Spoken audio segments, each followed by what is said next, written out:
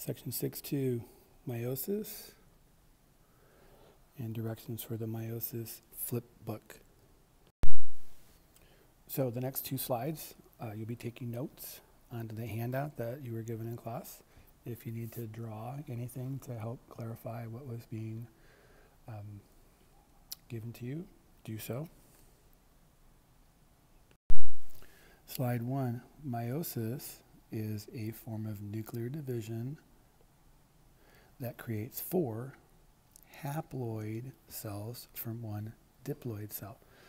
All 4 of these haploid cells are going to be genetically unique, meaning they are not genetically similar or identical to any of the other 4 that are made.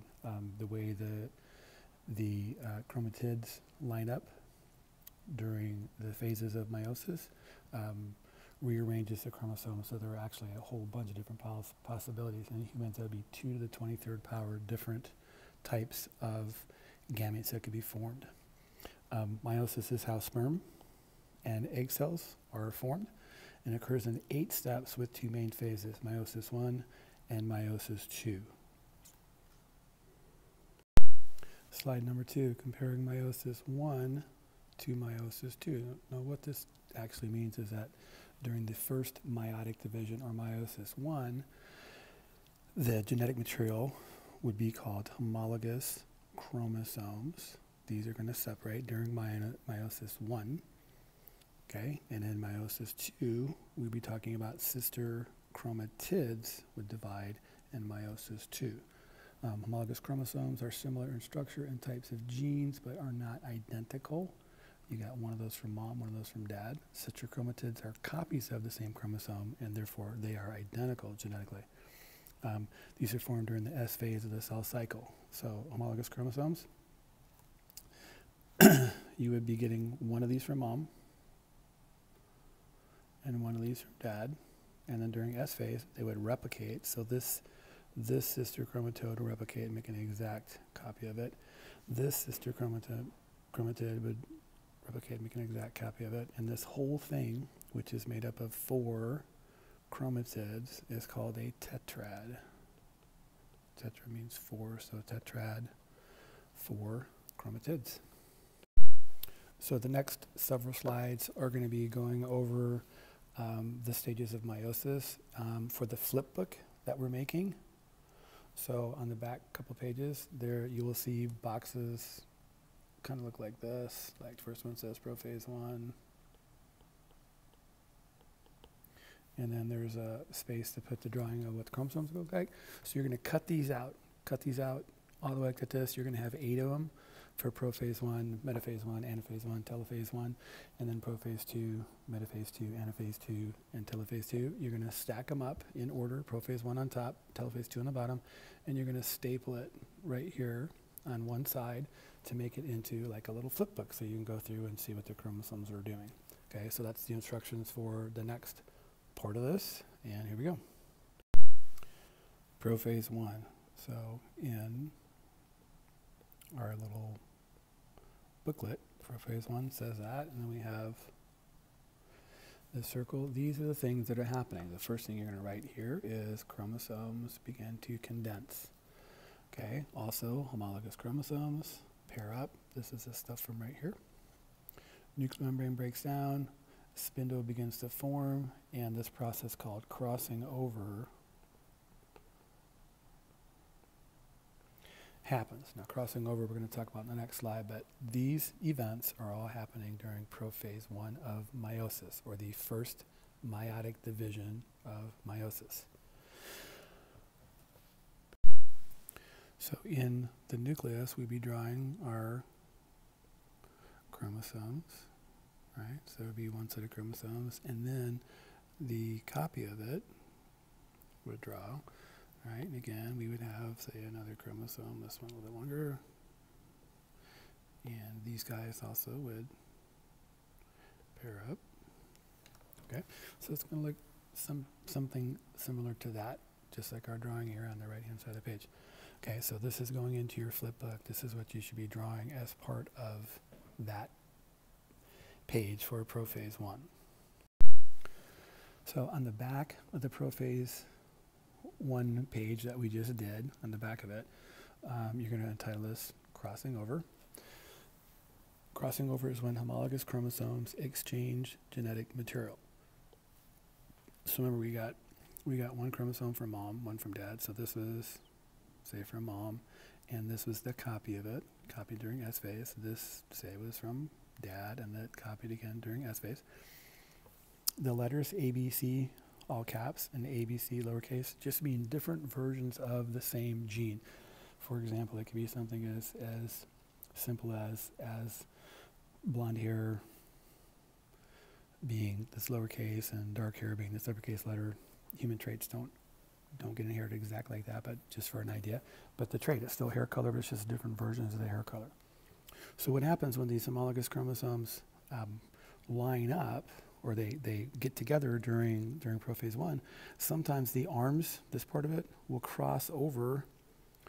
The blue one will cross over the red one will cross over the blue one, and when they move, they actually break off and reattach, and thereby kind of reshuffling the genes that are on those chromosomes. So rather than on this blue guy having uppercase A, uppercase B, uppercase C right here, we now have a lowercase c on the bottom because that one came from the red. And over here, lowercase a, lowercase b, uppercase c came from the blue. Okay, so it's just a way to add genetic diversity to the gametes, which increases variation in the species, which helps the species survivability. And this is just one way that they do this, called crossing over. And it happens at prophase 1 of meiosis. So in metaphase 1, again, here's our box. This is going to be metaphase 1.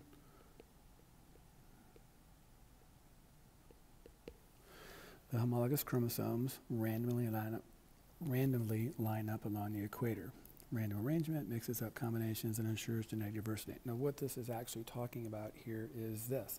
So from mom, say mom was contributing these guys. We had the red ones, right?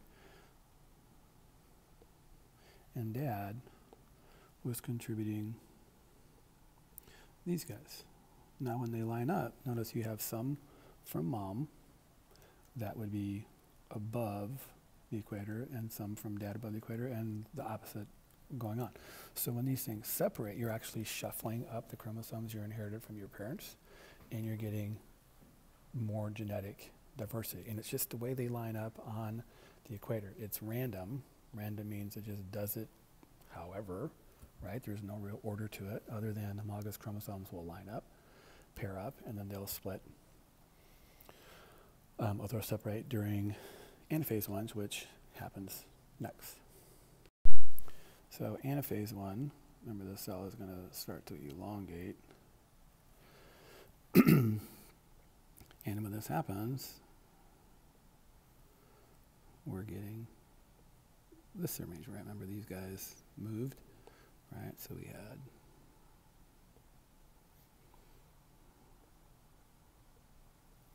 so these guys are separating, spindle fibers are pulling them right towards the poles. Okay, sister chromatids remain together.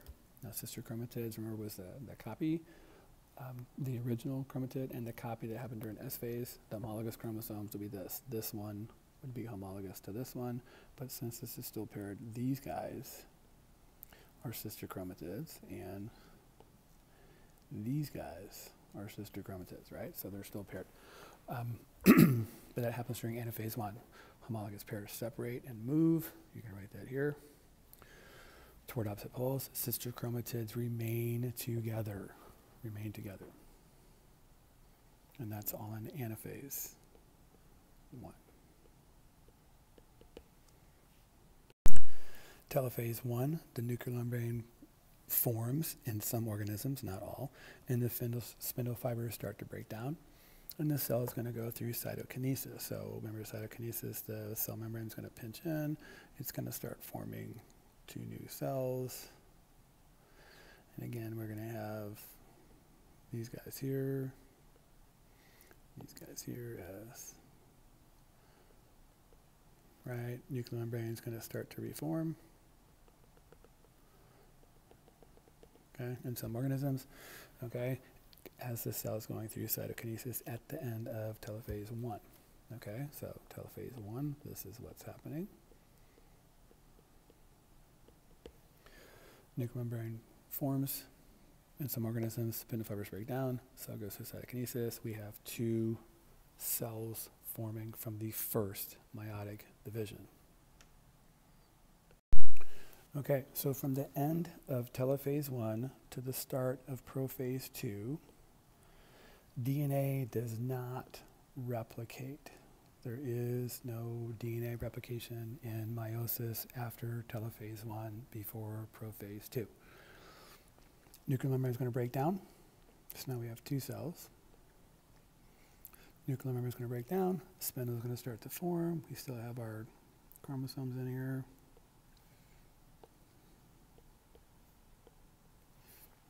All right, so membrane's starting to break. Spindles are starting to form. All this is happening in prophase 2. In metaphase 2, the chromosomes are lining up along the equator.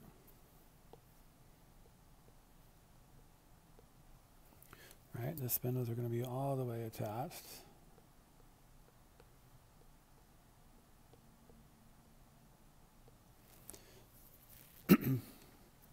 Okay, and remember the DNA didn't replicate, so this is just a chromosome made up of 8 sister chromatids, right? So when these guys separate during the next phase, which would be anaphase 2, okay, metaphase 2, they're just lined up on the equator, okay, again, randomly, no real rhyme or reason, they just line up randomly, and we move on to the next phase, which is anaphase 2.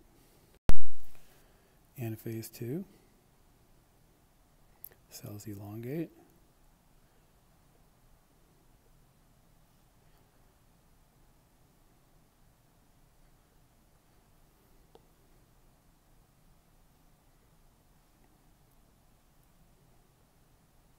Right, spindle fibers are shortening, pulling this thing apart.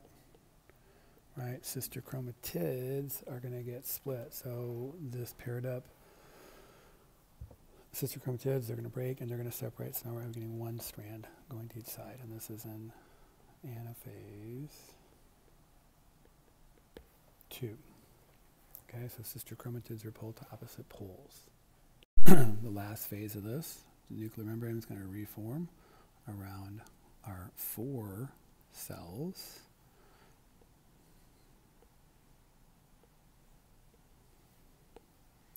And these guys would have nuclear membrane forming. So the nuclear membrane forms around each set of new chromosomes in telophase 2. The spindle fibers are going to break down. The cell goes through cytokinesis, forming 4 new cells. Now these cells that are formed would have half the amount of chromosome or DNA material as the original cells, so they are said to be haploid. Haploid meaning half the chromosomes. They're singled up, they're not paired up. So that finishes the meiosis flip book. Okay, so remember that should all be in order: prophase 1, metaphase 1, anaphase 1, telophase 1. All that is on top of prophase 2, metaphase 2, anaphase 2, telophase 2, in order, stapled on the left-hand side, 2 staples to make it look like a flip book, and bring that to class next time. The rest of this we're putting on our additional notes part of the handout. Okay, so we'll be adding stuff to those notes from here. If you need more room, use the back of the paper. So these haploid cells that are formed from meiosis are going to develop into something we call mature gametes. Okay, mature gametes. Gametogenesis is the production of gametes. It makes the changes that take place in the haploid cells before they are functional, In humans, that'd be as a sperm and an egg. Gametogenesis differs between females and males, and we'll get to that in a second. But these mature gametes come from the haploid cells formed from meiosis. That's the first and second meiotic divisions. We start with one diploid cell, we end up with 4 haploid cells, and these haploid cells will become gametes through the process of gametogenesis, or the formation of gametes. Okay, so to make a sperm cell, that goes through this process called spermatogenesis. Okay, 4 sperm are produced from each diploid cell in the testes. Sperm becomes streamlined and develops something called a flagella, which is like a long whip-like tail. This is used to move the cell and needs to swim through its environment. And sperm primarily just contribute DNA to the embryo. They don't have a whole lot of stuff, right? Here's the haploid cell, right? Diploid cell in the testes forms these 2 haploid cells during the first meiotic division, or meiosis 1, and these guys are formed during meiosis 2. These are haploid cells, and then they're going to go through this process of spermatogenesis, where they actually get turned into sperm cells. They'll get more streamlined, and they'll look like sperm cells. So if you're looking on page 335 of your book, it shows this diagram there, and it talks about what's going on. Okay, so the sperm cell, when it's done, it's going to look like this when it first comes out, right? But then it's going to streamline. It'll get a little bit longer. Okay, comes smaller. There's our thing, and it gets this long whip-like tail, and we'll get 4 of these forming through the process of spermatogenesis from the 4 cells that are produced in meiosis. Okay, and again, sperm cells pretty much have DNA, little cytoplasm in this flagellum, so they can swim towards the egg. That's like their whole job. Oogenesis, or the formation of an oocyte, an egg cell. The cytoplasm divides unevenly during both meiosis 1 and meiosis 2. So we start with this primary oocyte, the diploid cell in the ovaries. Okay, and this is going to go through meiosis 1. And what happens is one of these is going to get more cytoplasm than the other. Okay, so this guy is much bigger than this guy. Goes to the second meiotic division, and most of the cytoplasm ends up here. This will become the mature ovum, or the egg cell. These 3 things that are smaller are called polar bodies. Now I'm going to draw it where it looks a little bit more dramatic. So we have this primary oocyte in the ovary, right? It gets ready to divide. It divides into these 2 cells, one significantly bigger than the other. And the way it does that is when it's dividing. Okay, if you think this is our cell after anaphase 1, and then in the telophase, the cytoplasm does this. It gets this uneven distribution. So most of the cytoplasm goes in this cell, and since this guy is formed from the end, or the pole of the cell, it's called a polar body. Okay, these guys divide again, unequal distribution of cytoplasm, so we get one kind of big one and one significantly smaller. These guys also divide, and we get 2 smaller ones. So we get the 1 egg cell, or mature ovum, and 3 polar bodies. The reason this happens is the egg, unlike the sperm, has to be viable for a longer period of time. Sperm cells can last for like a couple of days before they run out of energy and they die off. The egg cells, once they get they get fertilized with the sperm, they may have to survive in their environment for a while. So they have to have nutrients, cytoplasm, fluids, everything that it's going to need to go through those first several divisions until it plants into the uterine wall and can get help from the mom. Okay, so just like I know in my family, when we would leave the house, mom brings a little bit of everything, right? Snacks, extra clothes, you name it. Where the dad brings wallet, car keys, credit card, we'll buy whatever we need to get there. Okay, so moms tend to plan ahead. Eggs, plan ahead. Dads don't, sperm don't. They just go fertilize the egg. And